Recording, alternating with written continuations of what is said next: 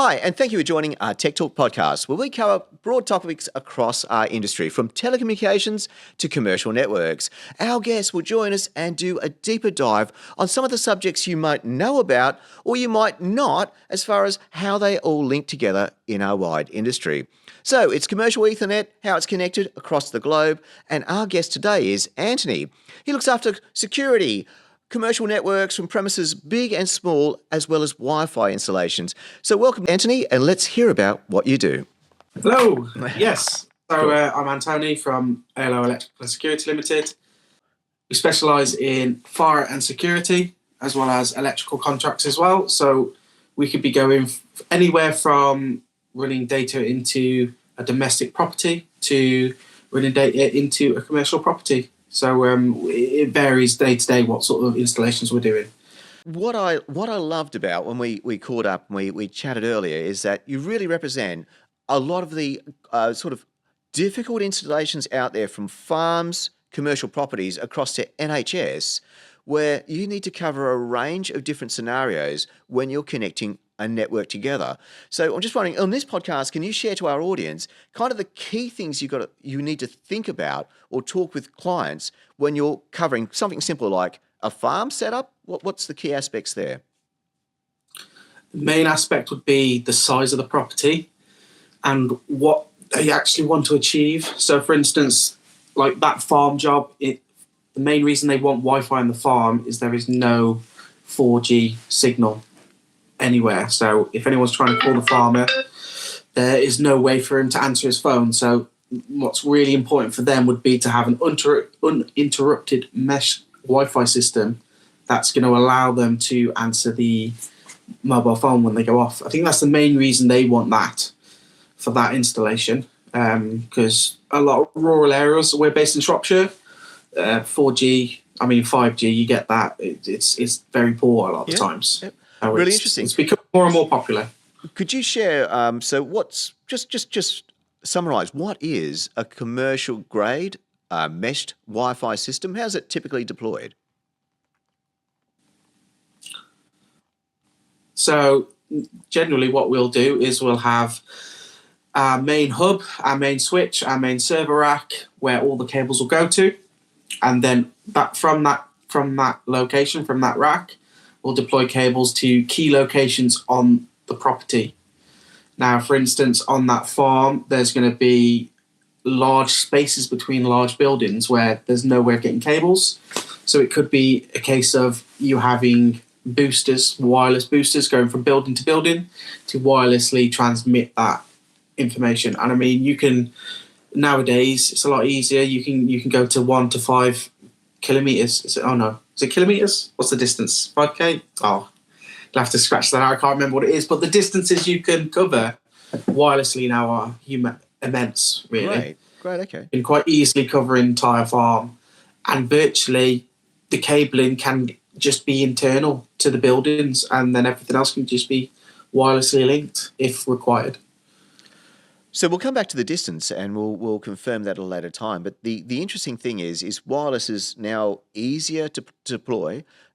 It still needs cabling. So let me just share to the audience that we love wireless, and the cool thing about Antoni, what he does is he will come across all sorts of different applications. And that's the tough thing out there, because from a farm to a commercial office, we have to deploy the same approach. So again, wireless needs cables. What sort of cabling would you install into one of these wireless systems? It's going to be Cat 6A, realistically. And depending on if it's internal or external, it'll be duct grading for external, which is normally black. And then internal, you can pick whatever colour you want nowadays, can't you? I know there's some sort of colour codes, but generally I think it's purple when we order it. Okay. Tends to be the colour. Yeah, great, fantastic. So, and what about, are you always ascertaining the distance? Are you doing surveys of the location before you install the Wi-Fi systems? Yes. Nowadays it can be a lot easier. With Google Maps, you can pretty much get the distance from Google Maps. That's normally how I measure stuff out anyway nowadays. Just Google Map it. The most important thing is, because for instance, on a farm, a lot of the outbuildings are going to be metal.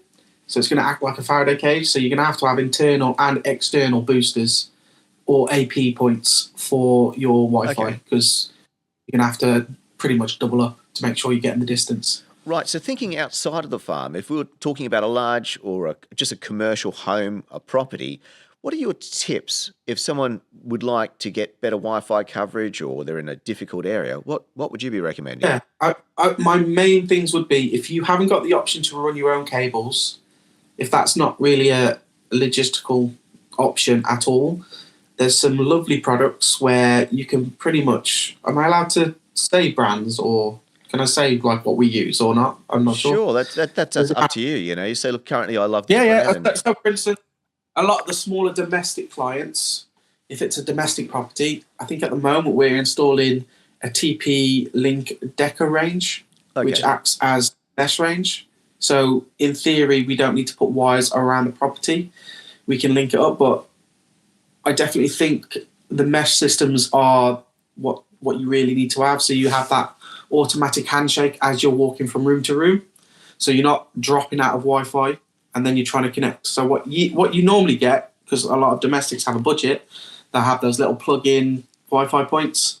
And normally they'll plug it in, go to another room, the Wi-Fi goes to one bar, and then they normally have to manually change to the next Wi-Fi booster, don't they? So normally you want a system, you want an ecosystem where it just automatically pings you to the nearest AP point. Right, okay. Would be what I'd recommend. Fantastic. So any other tips for our viewers? So mesh systems preferred or recommended versus just plugins, local plugins. Anything else? If you were, I'd imagine from my electrical background, we always try and upsell, put in data in as we're rewiring, because normally it's nice to have a nice data point in every room in the home nowadays. Everyone's working from home in the offices. We like to put 2 data points in if we can, just one for redundancy more than anything. Wow. Can I ask why? Like that's cool. So everyone's obsessed with wireless, and wireless is working very, very well. I also hinted before that wireless is still cabled. The device needs to be cabled somehow back to a main point. But you're hinting still to install cabling in homes, and why? So for instance, if you're going to have a renovation and you're going to be ripping apart the property anyway, having that physical cable there is always the best solution. Just purely because the only way it's going to fail is if the cable degrades or gets cut. Other than that, it's going to stay there regardless. You're not going to have these weird dropouts because the little boosters or the hubs aren't talking to each other. And the reason I say having 2 is it's good redundancy. If you do get one cable fail, you've got a spare. Okay. But then other than that, a lot of people will have multiple devices that they want to have. And instead of having a switch and then sparing off that, you could have one cable dedicated to your office network. And the other case is, say, for instance, we came and rewired your property and put data points everywhere. That could even be used at a later date to install CCTV if you had additional data around your property. Great. We've used that a few times where we've got loads of, like, some big manor houses or larger properties will have multiple points in each room. And a lot of times that will be a godsend in trying to route those cables around the property, and you can just come off those points. Once they're in, they're invaluable. Fantastic. Well, that is the principle of commercial infrastructure, to always put 2 points to a location, or at least fundamental locations, for exactly that same reason.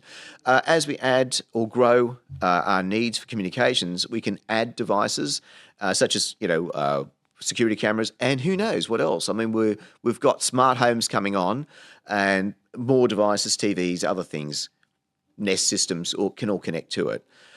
What else are you seeing? So we talked about the farm, the mesh system. We talked about commercial home. What about some of the jobs around NHS? Well, the NHS work we've ever done, it's mostly just been running the infrastructure, and that's about it. Yeah. So that would just literally be running the infrastructure in an existing building, terminated it in the rack, and then that's our job done then, once we've tested it and we've used our equipment to certify the cabling. And then the IT departments, they come along and do their little links, and I suppose they get the final bit of glory, don't they?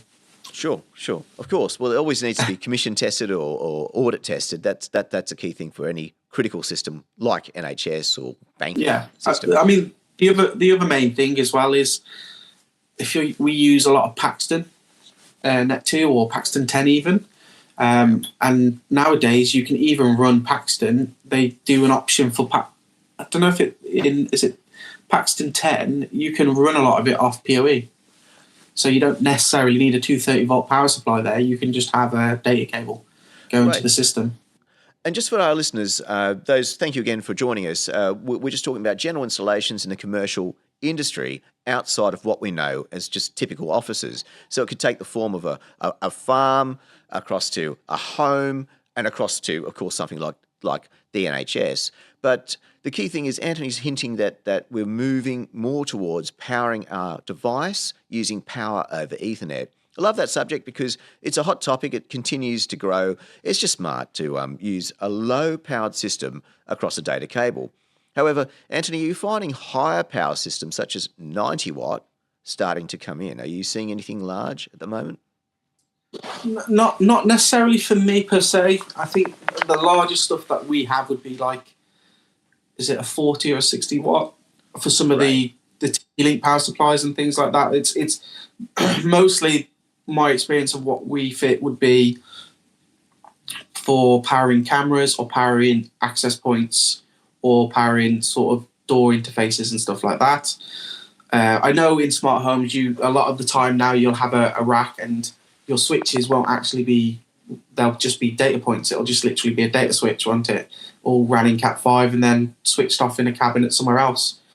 I think that's good for a certain type of higher up client. I don't foresee it ever taking over, because the lower end properties, the low budgets or the councils, I just don't think it's a feasible thing to have at the moment. I don't think that's going to be, a lot of those systems need to be managed quite intensely.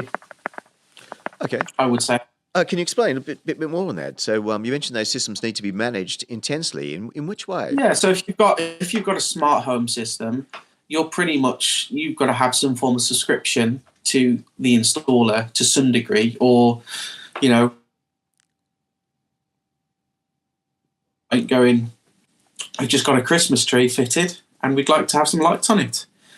And then you're there on your laptop trying to program this Christmas tree to come on instead of having, your Christmas dinner with your family. So they tend to be, once they're in and there's no alterations, they're fine. But, I'm still a big fan of normal 230-volt power. It's a lot simpler. It just works. Once it's in, it'll sit there happily. Okay. So modular PoE systems with the control power managers, is that what you're saying, can be quite a pain to operate? So you would keep it quite simple and straightforward. Yeah, but it just depends on the problem is with like the industry. It's not an issue, but you only really ever get to delve in these things if you win the work a lot of the time, or you have the right clients at the time. A lot of our clients that we've had in the higher end, a lot of them have moved away and wanted us to say rip out a lot of the smart stuff and then just leave it with, just rewire it to a normal sort of system, or they reduce them. But then, you'll get big, nice properties where, they love their smart home and all the little features. They are really useful, but it's becoming easier and easier now to link everything. I think the way it will go for the smaller domestic will just be, for instance, you'll probably have some sort of Wi-Fi enabled tablet, 10-inch tablet somewhere, and that'll be running some sort of Android firmware and you'll be able to link everything to it. We do it now with CCTV, where we'll normally fit some sort of iPad and then we can link most of the equipment that we install, like the intruder alarms or the CCTV will have an app. And then, you can literally have a little screen and have it all on there, put your heating on there. But that's probably the more accessible for smaller clients and even some domestics, some commercials. A lot of them don't really want anything too overcomplicated nowadays. Great. So simplicity is key, is what you're saying. So you've seen some of the bigger systems just become quite. I guess you're describing the interface. The interface can be quite complex to work, subject to what you've got connected to it. That makes a lot of sense. With anything like that, if you get 10, 15 years out of it, it might be discontinued after that, and you might struggle to replace them, mightn't you? And a lot of the time you have to do a bit more of an in-depth of an upgrade. That's the only problem with technology. Great. So thank you so much. So once again, for our listeners, this is fantastic. So we're getting a bit of a cross-section here from what you face day in, day out, and I love that because it's real. And the point is, you're saying that from small home, commercial property to even NHS, simplicity is key.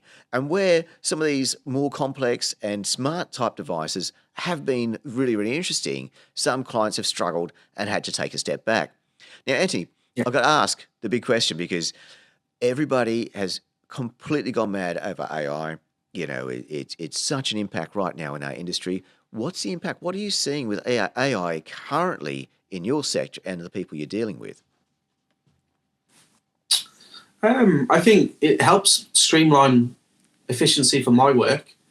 A lot of our quotes or invoices or even specifications, you know, AI helps a lot with some of those stuff. Even just enhancing some of the stuff that I write in. I mean, spell check in AI is amazing. You know, I'm more of a tool monkey than I've ever been a keyboard warrior. I mean, for instance, we can go to a site or get the client to take pictures of the site, and we can use AI quite easily to put in the items that they want to buy into that picture so they can see what it's going to look like. So for instance, I don't know, say they want a rack in this cupboard or in the room, or they want some data points everywhere. We can literally nowadays, we can give them a quote, give them a specification, a drawing, and we can even put their picture with the devices that they're going to buy off us and we're going to install. And it takes a few minutes, you know, it's amazing what you can do. I mean, the most simplest one we've done is, it's great for domestic. Like, say, if you want to extract a fan and they don't know what they're going to have, you can literally go send us a picture of your bathroom, and I can import the AI image of what that exactly what that fan will look like, and put it straight into the picture. Imagine trying to do that 15 years ago. Like, it just would have been a nightmare, wouldn't it? Yeah, it would just take time, wouldn't it? So, wow, fantastic. That's exciting. So you're saying it's more of a internal business function, which is really, really helping you to time utility, to put things together quicker, share to your clients what the product could potentially look like, even view an area by getting a photo and saying, hey, I'll position a product exactly there. What else? What about cybersecurity? You're also installing security fire systems, Wi-Fi. Is there a consideration for the current challenges with cybersecurity and home security? Yeah, I mean, a lot of commercial sites will have their own managed network, so it's not much of an issue when it's their managed network. If they are a sensitive customer, generally, a lot of the time, they just want to keep it off their network. Okay. With certain brands and certain things. You know, I mean, a lot of fire alarms now, you can put them into the internet, you can link them up. And nowadays with AI, I'd imagine it wouldn't be very hard to do something to link into one of those, would it, and set it off remotely. I'd imagine it's possible. But yeah, I'd imagine, unless it has to be on the network, just leave it off the network would be my golden rule, I'd imagine. And when you say leaving it off the network, just for our listeners, what do you mean by that? So how's this all work? So they need to access the internet, they need to connect out. How would that system, or how would that? So for the examples that I've had in my career would be, we've done data centers where we've had to install CCTV internally and externally from the data center. Okay. But because it's a sensitive location and has sensitive stuff there, it was just not allowed to be on the network. So it'd just be a standalone VR. So it's still wired in Cat6. It's still like you'd still be using network cabling, but it wouldn't actually physically touch their network at all. Okay. So there was no way to access it remotely or internally on the network. It was just not connected. Right. You know, that's the main issues that we've had where it is a sensitive subject, and there's been conditions by the clients. That's the main things that we've had for, because a lot of the time I'm installing CCTV, intruder alarms, fire alarms, and the main things nowadays is cameras and camera manufacturers and there's certain brands that now some clientele don't want to use, or it's a bit of a sensitive subject with some of that sort of stuff. So certainly. if in doubt, I'll chime in there. Some brands we can't mention, but there's certainly some geopolitics, global politics about which particular vendor we'd like. But yeah, so because it's sensitive, it is understandable. How would you approach managing that scenario? Would you do the same thing, just make sure it's not connected to the network? yeah, either they've got their own VPN sort of in place, or they've got their own managed network. I mean, we don't internally do any sort of managed networks for clients. We're normally outside of that realm for most of our clients. Yeah. So if the question did pop up, we'd just be like, we'd give them the options of going, well, we can leave it off the network, or we could have some sort of 4G device that would allow, for instance, on that job, if they did want to remotely look at the cameras, but they didn't want it on their network, we could put a 4G router in that would just purely allow internet access to the MBR. Okay. And it's still not interfering with that client's internal network. So their side safe, our side safe, and the two can never meet, I suppose. Okay. Sounds good. So as a wrap-up, AI is impacting. It's helping your business at the moment to do things more fast, it's adding efficiency. However, where security is key, you try to keep it off the network, and certainly where competitive brands or particular vendors or countries of origin may be in conflict, you're recommending, once again, just don't connect it to the network. It's that straightforward. So it seems really, really sensible. So, Antoni, is there any jobs you're working on or coming up soon? Yeah, we've got a rural farm where we're going to be installing a Wi-Fi solution across, I'd say, 7 buildings.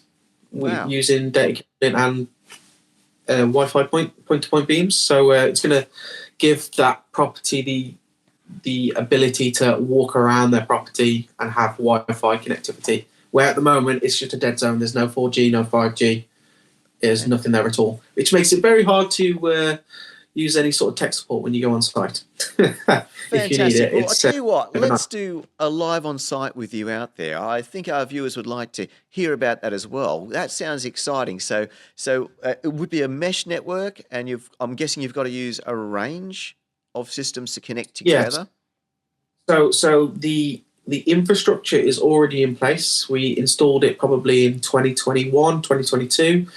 So the whole place had a CCTV upgrade, and AP points have already been installed for the CCTV. And it was designed where there are cabinets located around that property, where we will be able to easily add a lot of the Wi-Fi AP points. So it will just reduce the amount of cabling that needs to go on phase 2, I suppose.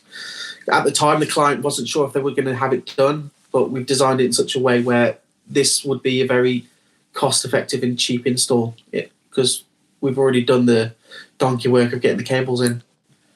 Fantastic. So it sounds like deploying a combination of different systems would solve those issues out on site. How do you decide which system's right? Do you have to do a lot of research on selection and product? That's the difficult bit. I'd say that's probably as a contractor the hardest solution. I mean, for me, the main selling point for me is tech support.